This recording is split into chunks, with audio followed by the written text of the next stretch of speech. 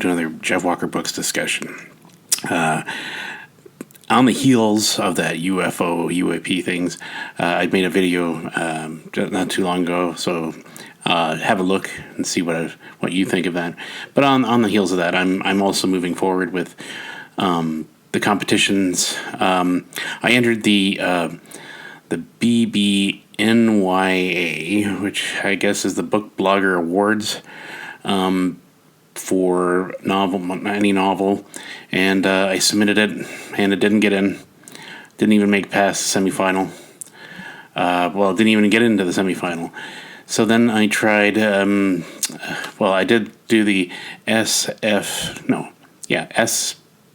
self-publishing science fiction competition, and the second one that was there, and it didn't make it past the slush pile.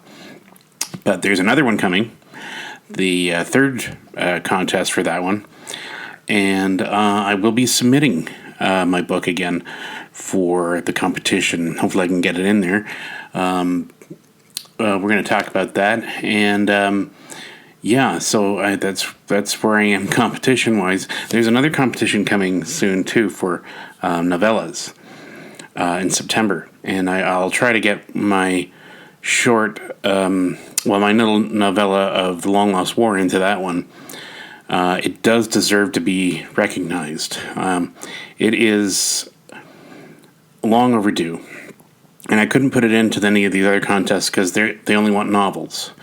The Long Lost War is not a novel, it's a novella. So it doesn't classify for those contests. But there's one coming that is for novellas and short stories and stuff like that. And I thought that's perfect opportunity for that one. So that's what I'm looking forward to doing with that one. But for the competition of the self-publishing speculative fiction competition, I think it's I think that it is dwindling a bit, only because fantasy is dominating right now. Fantasy is coming back in a big way, and it's kind of overshadowing the science fiction community, mainly because of all the fantasy stuff that's coming out. Lord of the Rings and Amazon's travesty of Lord of the Rings TV show. The Wheel of Time's been turned into a TV show, which that is not doing well either. And it's amazing to me because all these fantasy stories are not doing well, but they're still churning them out. Mainly because they want to keep repeating stuff. And I know there's a lot of good fantasy books out there.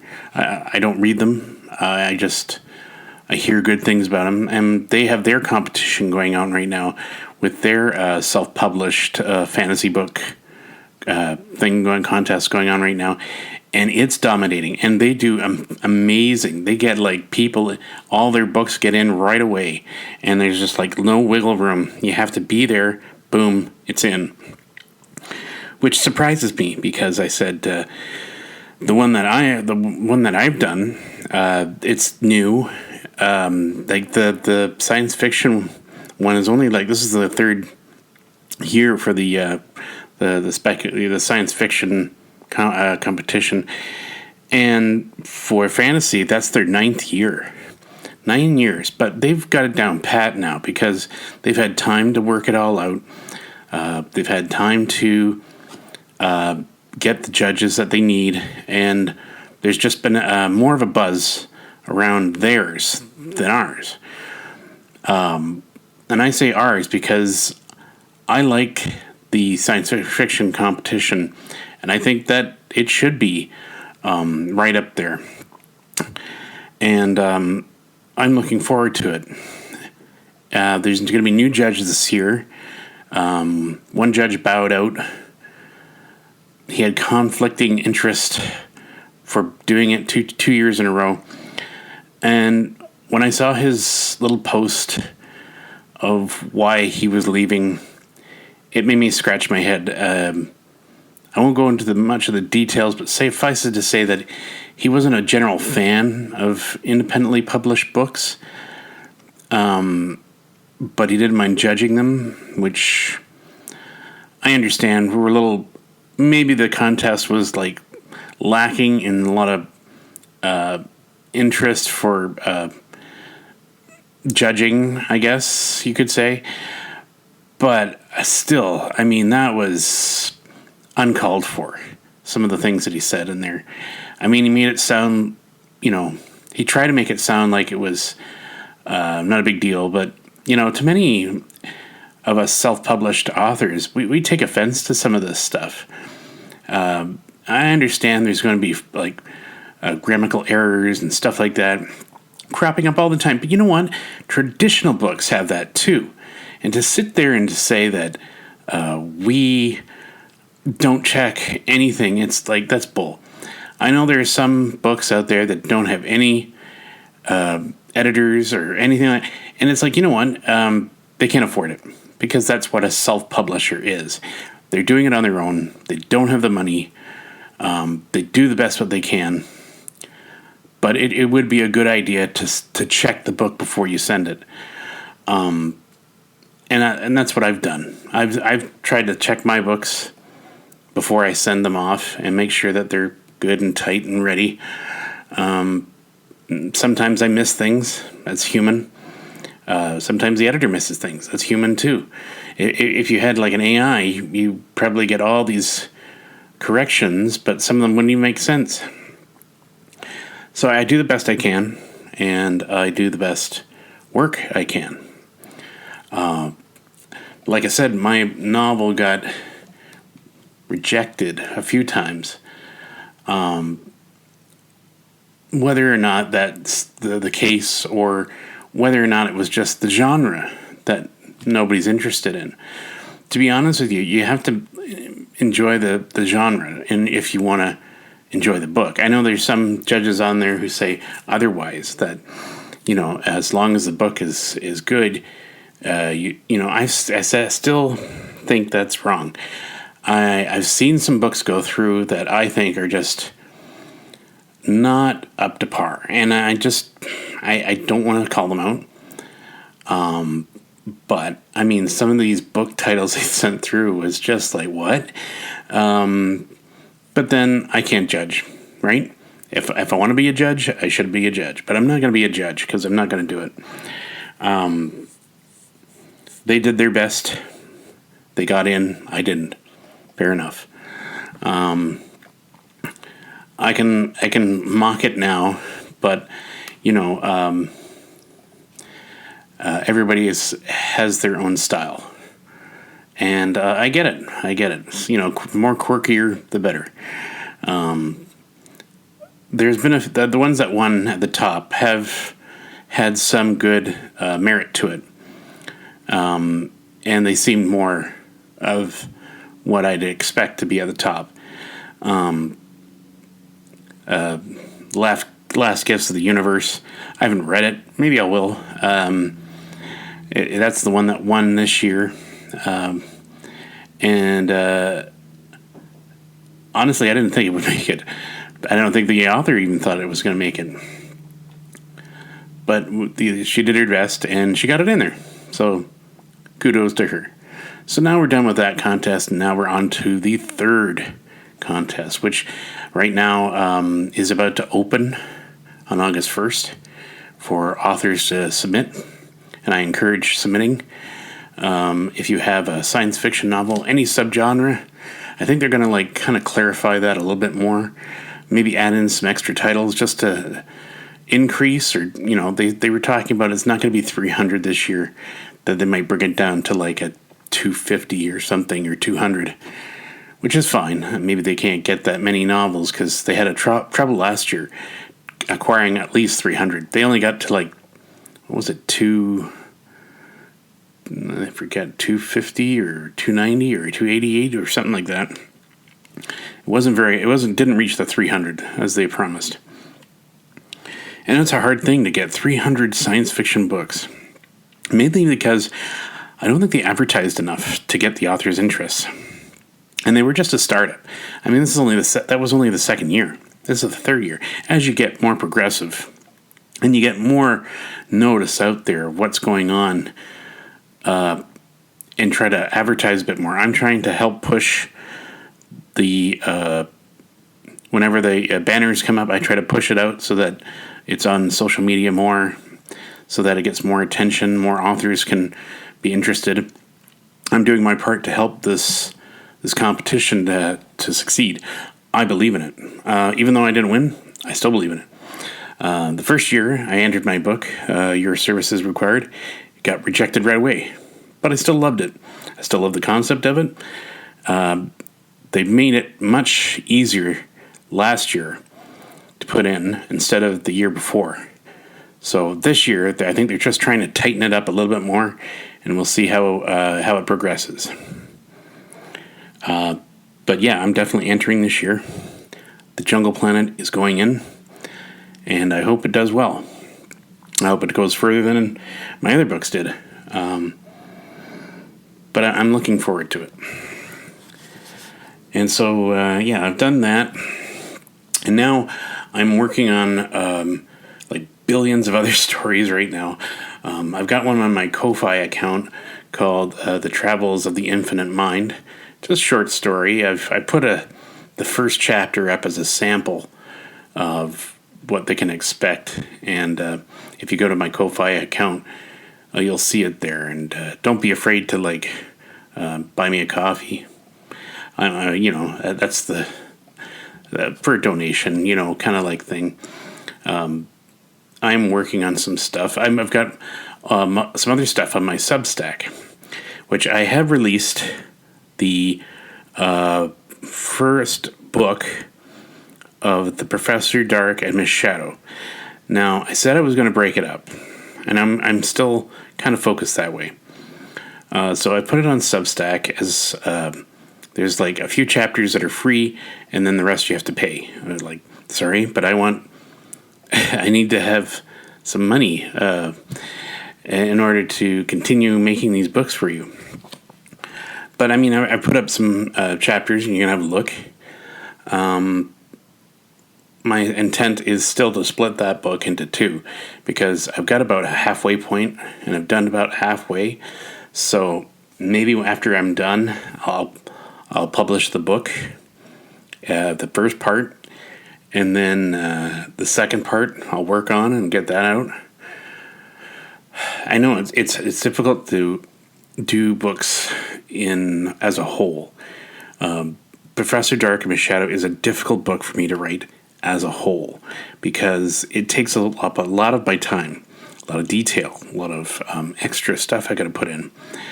I want to make it long, and but at the same time, I think from here on out, every book is going to be a novella, because that's the only way it works for these two. I can't make it any longer, because it drags on. The point of the story gets lost, and I think it works better when there's less filler in the book. And they get right to the action. And that's the thing with me. I like getting right to the action instead of dragging it on. And sometimes that happens in novels, and I detest it. I'm one of these people that I don't want all this exposition. That I don't want all this filler. Kind of like coming into it. And I'm trying to learn how to balance it both. I hope I did well in this one. So we'll see. But if you go on there, I'm definitely putting up chapters, 2 chapters, maybe bi-weekly, maybe. Seems like a good idea. So if you're there, you can have a look. And I've also done Send in the Dead, which was a story I promised last year that it was going to be out this year. And I have been working on it, and it's in my Substack. It is on there, and it is the same as the Professor Dark Miss Shadow. It's going to be a few chapters free, and then every other subsequent chapter is going to be a paid. I'll do this until the book is done, and once it's done, then I'll shut down the Substack for it, the newsletter, Substack. Because then it's published, it's done, it's out the door. And those that want to get on board and see it before it jumps out and gets the chapters firsthand, hey, you'll be the first one to give it a say, and maybe you can help me out and tell me where it's doing good, where it's not. And that's, and I'm working on that. So if you go to my Substack account, I've got a few books on there working on it. And then I'm still doing stuff for Royal Road. I still have many chapters on there to work on. So I'm a little busy. And I'm trying to work on another novel, The Space Rockers, The Dangerous Prospect. That book is another one I promised to be out this year. I got The Jungle Planet out, and in a previous video I said I would try to get that one out as well. And that's still my goal. I may not reach that goal with this book. I may have to go and promise it for the next year because it's just, everything's getting pushed. Either, I'm busy with other things in life, or I'm working on other titles, and I'm trying to juggle all of this as much as I can. It's hard, for a writer to, I'm so desperate to get things out and get noticed that you tend to think, well, I'll do shorter stories, get them out, get something out there, keep my name out there, kind of like thing, and get some content out there. And that's the true for any self-publisher. They're trying to push. What I won't do is what's happening with all the AI books, is that they're writing out books with prompts with the Chat GPT, and they're just destroying literature with this stuff. And I can't be, I don't want to be hypocritical. I mean, I've done AI covers, and I know a lot of people be like, oh, how could you? And it's like, well, I have no money. And I think if you have no money and you're doing an AI cover, it's what you can do. I think if the book becomes successful and that you are making a good monetization on it, you can change the cover later. You don't have the money now, but when you do have the money, change the cover, get an artist. And that's my intent. I've made my own covers with my graphical kind of way. I mean, I'm not an artist. I was an artist a long time ago, but those have been a long time, years that I've not practiced doing it. So, and the technology's moved on, and I just can't figure it out. Some of it's just beyond me. I haven't kept up, so I'm not skilled in that anymore. I can only do what I can only do. And I don't see the problem with the AI art as long as it doesn't get entered into a contest, like a cover contest. I immediately will not let that happen. And if they ask me, like, do you want to put your book in a cover in, I'll say no. Because I know what it is, and I know that's unfair to the people that have actually made a good cover. But I don't think that should be changed. That should be a sway point for either they get in or out. I think you shouldn't scold people for that. But I mean, if you're a traditional publisher, then you should be scolded outright because you have the means and the people to create a cover professionally. The AI cover is just a quick cover, something to splash on there and get your book out there for those that can't afford. And that's what I see it as a tool. What we could also do is kind of work with it so that it isn't just a straight out copy of it, that you can try to manipulate it. But I don't encourage anybody to do this if you don't want to. I don't encourage using AI as much as possible because it should be an option that if you have no money, that you can do this by yourself. But I mean, if you're an artist or a company that provides covers and you're doing that, that's wrong. Because you're an artist, you're the company responsible being getting paid to get a professional cover done. And if you're being paid for that, then you should produce something that was done by an artist. So I know that sounds hypocritical that I'm doing it, and here I am putting one on some of my books, and I make no bones about it. I have zero money to give anyone. My books eke by. I don't make that much. I'm trying to get my books noticed so that I can start getting professional artwork for the covers. But it's not as easy as it sounds. Some people can get fan bases like right away, and I don't know what their story. Their books might be unique, and that's why they're getting all the people coming their way. I do the best I can with what I've been given or what I can produce. You either like my books or you don't. I can't change that. But I'm trying to get my name out there, and I'm trying to get noticed. But unfortunately, my name falls with another guy who does like marketing books. And whenever I type up my name, I get the marketing guy first thing. His name's Jeff Walker as well, and he's got all these marketing books out there. And I swear to God, it's not me. That's not me. But somebody said, why didn't you create an author name? And I said, well, I like my name, and I want to keep my name.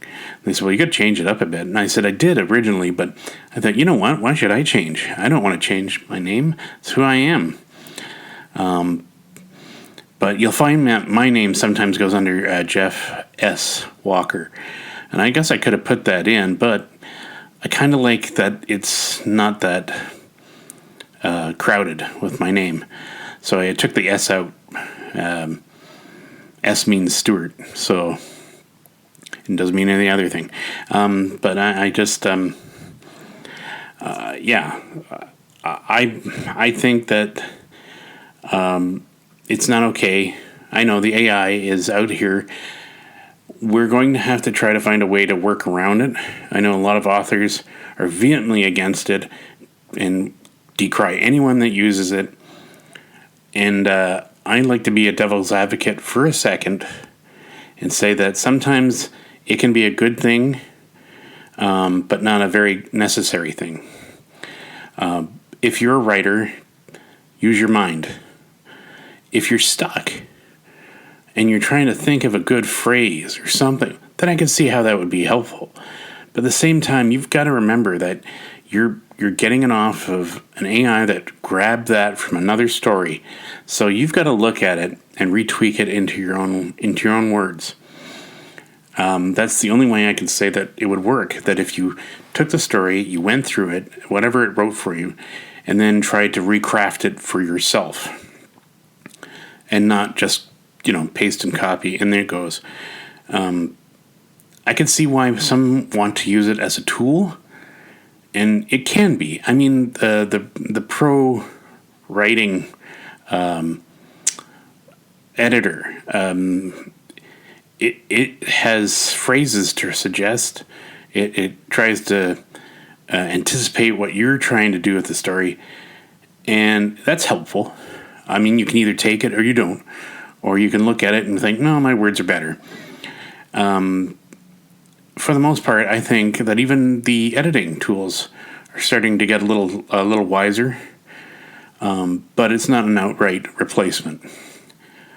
That being said, I just feel that there's good sides to everything, bad sides to everything. There'll always be bad sides to technology that people will abuse. And that's just how it is, unfortunately. Humanity always seems to find a way to abuse a new technology. And you can't 100% guarantee that even though you've successfully blocked it from happening in one country, who's to say another country won't just bring it all in, and then you're going to see like the competition heat up. So it's easy to say, we can just block it. It's another thing to predict what another person's going to do with it. So you can't stop countries like China or Russia or anybody else trying to misuse this stuff for their own purposes. And so the only way you can do it is trying to keep people aware, and kind of encourage that with other writers, and just try to band together and just try to limit the amount of AI interaction. And again, I'm not trying to be a hypocrite because I'm for the art covers kind of like thing. I'm just thinking that if you're really, strapped for cash, it's the best alternative you can get. Or you could try to find a way or someone that can do it for free, which, unfortunately is not the case. Or you could always promise part of the sales of the book to an artist. But then again, that falls in the same category as the Audible books, royalty plus shares, which, I really stopped doing because I didn't like that they have part ownership of my work. Yes, they're lending their voices. Yes, they're producing it. And I think that's the big problem. I think it's better to outright pay them for the service and at least keep your options open to maintaining that copyright of your own for yourself and being able to put it anywhere you want. Because with a royalty plus program, you're just so restricted. I've got a couple of titles that are just not going to be able to go anywhere because I have to get the permission of the narrator producer. And I did ask one, and he never got back to me. I don't know if he's still around. I have hinted to another producer of one of my books, and they didn't contact me back. And that's the problem. I said once they're in, they're in. They're going to keep their monetization going as long as the book can make money. So I suggest that it's better for you to do it yourself. I know I'm thinking about it. I know I don't have the talent or the technical skills to do it, but I'm going to try, maybe. I'm not confident enough to do this because when I read, I sound very drone. It's hard to keep reading the same thing over and over again. And then I know it's my own book and I should know how it sounds, and I do, but it's hard for your own voice to be heard sometimes. And people that are comfortable with this are great. I mean, there is another writer that does it, but he was once a radio host, and I think that's a bit of a skill set. So, but in any case, I will try to do it, but I have put it on my Ko-Fi account that I've put up a fund to get my book, The Jungle Planet, professionally done by a narrator. It might be a bit hard right now since they're all on strike, and you're going to see a decline in books because of that, unless you get people that are not in the Actors Guild and stuff. But then I guess your quality will go down. Who knows? Maybe that's why more authors want to try to do it themselves, because some of the actors' prices are way too high. So I will try to do it myself as much as I can. But in the meantime, I'm just going to worry about getting the book into the next competition and see how it progresses from there. And I'll see how it does. So that's where I'm at right now. Like I said, my stuff's on my Substack account. You can go to the link and have a look. And my Ko-Fi, the page is up there for the Travels of the Infinite Mind. And you can see what that one's all about. And like I said, if you feel generous to a writer and leave a donation, even better. These are tough times, and I get it. Everybody's looking for the handout, and some people can't afford it. I understand that. I'm one of those people that can't afford it. I'm one of those people that are struggling to keep up on bills and food. It's not easy when you've got children. It's just a struggle every month by month. That's why I want to get my books more noticed. I want to get more sales in. I want to make money so that I can, feed my family and keep our roof over our head. That's pretty much any publisher's, self-publisher's goal. I don't care for fame. I don't care if I'm not famous. I just want to get my books out there and have you read it. And that's who I am. I want to create stories, and I want you to read the stories and enjoy them. I'm not looking to become put on a pedestal and as a deity or anything, but I'm just showing you what my universe is like in my mind. So on that, I will see you, and look out for my book on the SPSFC3, and